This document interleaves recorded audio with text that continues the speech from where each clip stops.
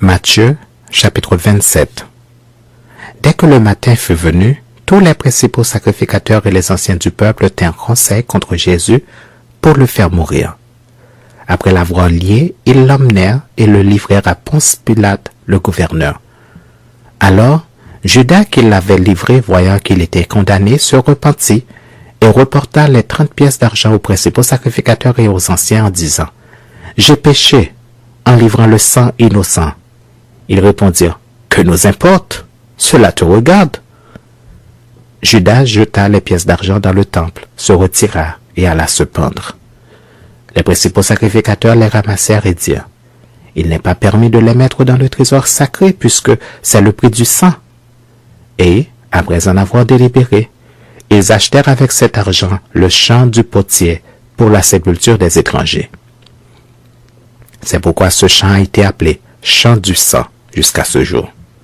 Alors s'accomplit ce qui avait été annoncé par Jérémie, le prophète.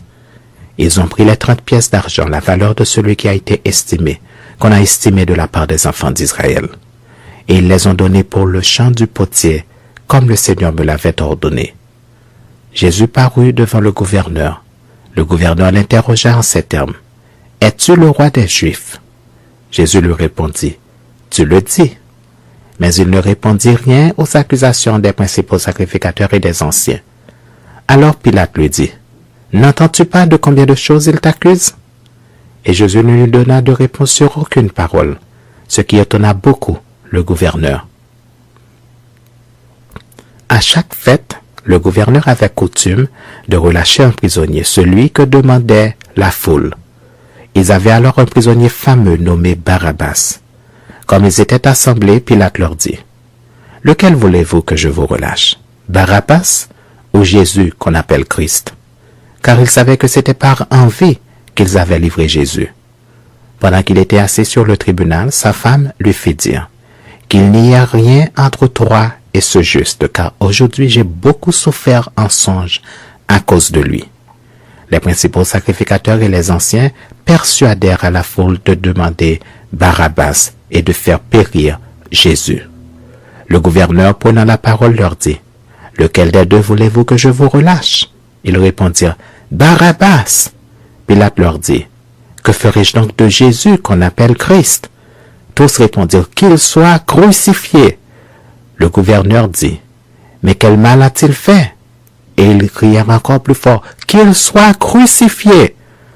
Pilate, voyant qu'il ne gagnait rien, mais que le tumulte augmentait, prit de l'eau, se lava les mains en présence de la foule et dit, « Je suis innocent du sang de ce juste, cela vous regarde. » Et tout le peuple répondit, « Que son sang retombe sur nous et sur nos enfants. » Alors Pilate leur relâcha Barabbas, et après avoir fait battre de verge Jésus, il le livra pour être crucifié.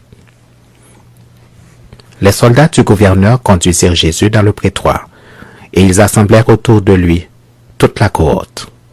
Ils lui ôtèrent ses vêtements et le couvrirent d'un manteau écarlate. Ils tressèrent une couronne d'épines qu'ils posèrent sur sa tête, et ils lui mirent un roseau dans la main droite. Puis, s'agenouillant devant lui, ils le raillaient en disant « Salut, roi des Juifs !» Et ils crachaient contre lui, prenaient le roseau et frappaient sur sa tête. Après s'être ainsi moqués de lui, ils lui ôtèrent le manteau, lui remirent ses vêtements et l'emmenèrent pour le crucifier. Lorsqu'ils sortirent, ils rencontrèrent un homme de Cyrène appelé Simon, et ils le forcèrent à porter la croix de Jésus. Arrivé au lieu nommé Golgotha, ce qui signifie lieu du crâne, ils lui donnèrent à boire du vin mêlé de fiel, mais quand il l'eut goûté, il ne voulut pas boire. Après l'avoir crucifié, ils se partagèrent ses vêtements en tirant au sort, afin que s'accomplisse ce qui avait été annoncé par le prophète. Ils se sont partagés mes vêtements, et ils ont tiré au sort ma tunique. Puis ils s'assirent et le gardèrent. Pour indiquer le sujet de sa condamnation, on écrivit au-dessus de sa tête, « Celui-ci est Jésus, le roi des Juifs. » Avec lui furent crucifiés 2 brigands, l'un à sa droite et l'autre à sa gauche. Les passants l'injuriaient et secouaient la tête en disant, « Toi qui détruis le temple et qui le rebâtis en 3 jours, sauve-toi toi-même si tu es le Fils de Dieu, descends de la croix. » Les principaux sacrificateurs avec les scribes et les anciens se moquaient aussi de lui et disaient, « Il a sauvé les autres et il ne peut se sauver lui-même. » Si les rois d'Israël qu'il descende de la croix et nous croirons en lui. Il s'est confié en Dieu, que Dieu le délivre maintenant s'il l'aime, car il a dit, « Je suis fils de Dieu. » Les brigands crucifiés avec lui l'insultaient de la même manière. Depuis la 6e heure jusqu'à la 9e, il y eut des ténèbres sur toute la terre. Et vers la 9e heure, Jésus s'écria d'une voix forte, « Élie, Élie, lama sabachthani » c'est-à-dire, « Mon Dieu, pourquoi m'as-tu abandonné ?» Quelques-uns de ceux qui étaient là l'ayant entendu dire, « Il appelle Élie. » Et aussitôt, l'un d'eux courut prendre une éponge qu'il remplit de vinaigre, et l'ayant fixée à un roseau, il lui donna à boire.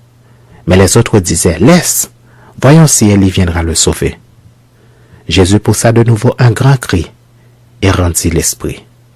Et voici le voile du temple se déchira en deux depuis le haut jusqu'en bas. La terre trembla, les rochers se fendirent, les sépulcres s'ouvrirent, et plusieurs corps des saints qui étaient morts ressuscitèrent.